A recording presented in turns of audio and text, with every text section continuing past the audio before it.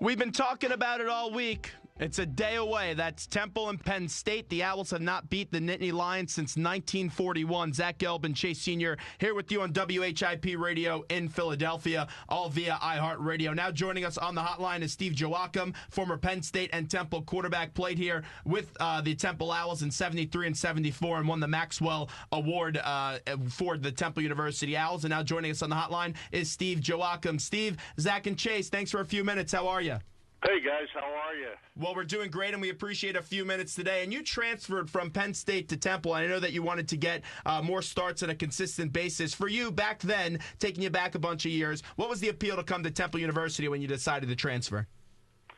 Well, the number one thing was Coach Harden and the attraction. You know, he was a great offensive-minded coach, and I really got along well with him. And also, Randy Grossman, one of my mates from high school, was here at the time, you know, and it just seemed like the right kind of a place for me at that time.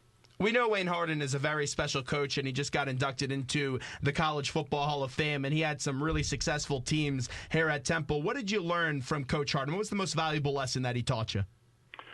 Well, he gave me a lot of confidence in myself, and you know, that if I followed the game plan and had patience, that all the other things sort of would come to me, you know. So getting a win each week, and we did, you know, we had a really good team. I think at one point we had won 15 games in a row at one point, and it was just a great experience, and he taught me a lot, you know, technically, fundamentally, about playing quarterback, and it was just a great time. I mean, we had a really good team back then. You take a look back at the history of Temple football. You won the Maxwell Award, and then Paul Palmer, years later, finished second in the Heisman Trophy, losing out to Vinny Testaverde of Miami. And many people thought that Paul was going to win that award if he played at a bigger school like in Miami. You take a look back at that 74 season. You threw almost 2,000 yards, put up 20 touchdown passes, and completed 57.9% of your passes. What stands out to you when you take a look back at that Maxwell Award winning season? Well, it was those 2 years. I mean, it was really a combination of those 2 years, even though I won it in 74. I mean, we had the number 2, I believe, offense in the whole country. I think we were number 2 to Oklahoma those 2 years. And, you know, we had a couple 1,000-yard rushers during that period, Henry Hynowski and Tom Sloan. We had just a great receiving core, really good defense. So we just had a really good team. And, you know, being the quarterback of a successful team like that, that's when you get all those kinds of other rewards as well. Hey, Steve, Chase Sr. here. Thanks for hopping on with us. You talk about Wayne Harden being an influential figure and you coming here to Temple University. He was an offensive mind. So is Matt Rule, who comes in here and is looking to implement a pro spread offense. And the offense has definitely made some strides since he has come here. But what do you think the job Matt Rule has done overall in the year and change that he has been the head coach here at Temple University? Well, you know, Matt is just, you know, a very enthusiastic kind of coach. The players really want to play for him. You know, he's a really good recruiter. You know, I think that he's got nothing but good times and success down the road ahead of him. And I just, you know, he's the kind of guy you want to play for. And I think he's instilled that kind of atmosphere for the Temple players now. And how does the North Philadelphia mentality rub off and influence the team to take a hard-nosed and gritty approach to football? Yeah, we used to call our offensive line the Broad Street Wrecking Crew. You know? And, very nice. It was awesome, and you know, it's just that's the, you know, we played with a little bit of a chip on our shoulder, and everybody wanted to be tough, and that tough-mindedness, and I think I see a lot of that in this year's team as well. You went through some highs and lows in your career, like every young player does. P.J. Walker is going through that right now. He had a great year last year, 20 touchdowns to 8 interceptions and only 7 starts. This year, he's regressed a little bit. If you could talk to P.J. Walker about playing the quarterback position, what kind of things would you tell him to boost his confidence? Because the skills are there. We're just not seeing it fully on the field right now. Yeah, I mean, he just needs to get back to basics, and not try and put the whole team on his shoulders. Be patient, hit the open guy, even if he's, hit the short guy if he's open. Start to build some confidence that way. It's tough when at your third and 15 and you're throwing every pass, 20 yards downfield, and he just needs to throw on first down a little more, get some completions, get some confidence, and he's a great athlete, and all the other things will sort of come to him as he sort of gets that confidence and belief in himself.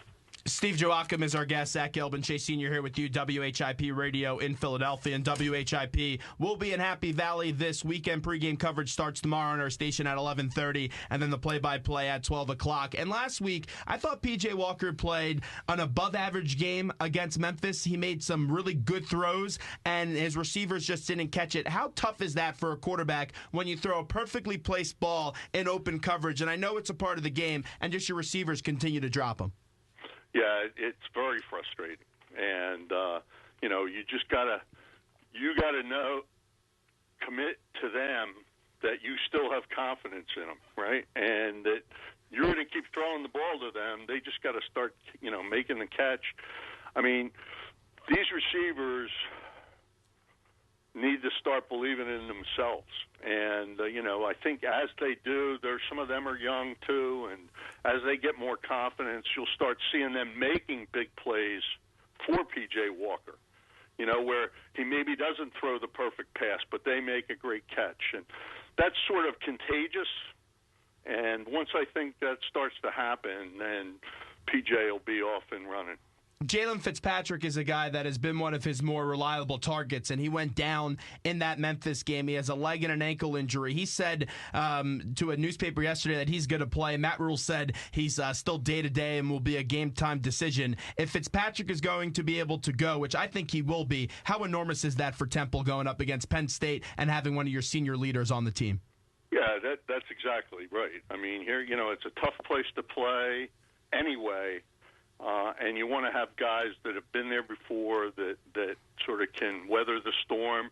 Because that's really, when you play at Penn State, they play in runs. They sort of go along doing nothing, and all of a sudden they get hot and they go on a run.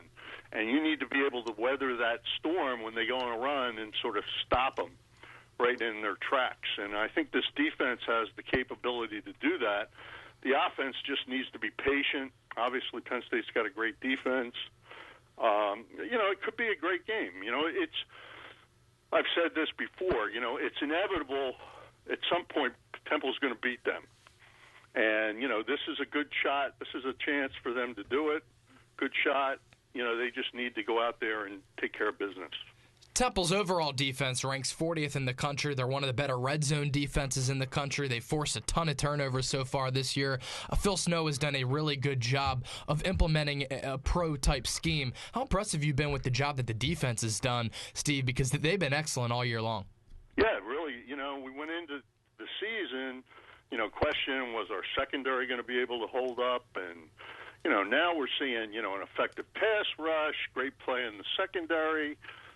Today or this week, the quarterback for Penn State is stationary. They know where he's going to be. We may see a bunch of sacks and maybe some interceptions as well. What's the game day experience like at Penn State? Because it's an atmosphere like no other, Steve. Yeah, it is. It's an awesome experience, both when you're playing there and when you're playing, as another player up there, because you sort of never see that anywhere else. Over 100,000 people, and can't hear yourself talk. It's a neat place to play. Are you and some of your former teammates making the trip up to Happy Valley this weekend? I won't be able to. I'm actually coaching football this year at Springfield High School, and we're undefeated and playing in the district playoffs this weekend. So. Oh, how about that? How's the quarterback play? You coaching him up good over there? I am. We're doing good.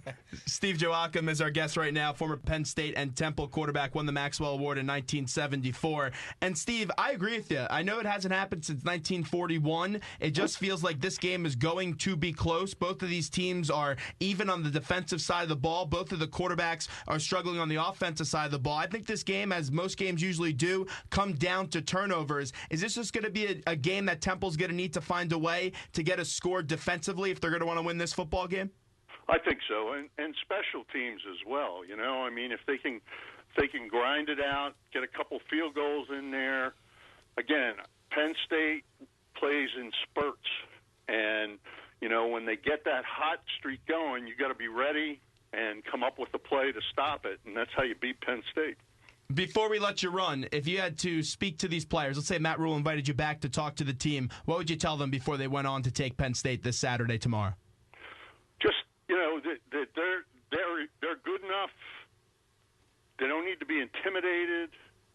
You know, don't get overwhelmed with the atmosphere. Just go out there and everybody do your job, and you're going to be in the game at the fourth quarter with a chance to win it. Steve, we appreciate the time today. Thanks so much. Enjoy your football success, and we'll talk to you again real soon. All right, thanks.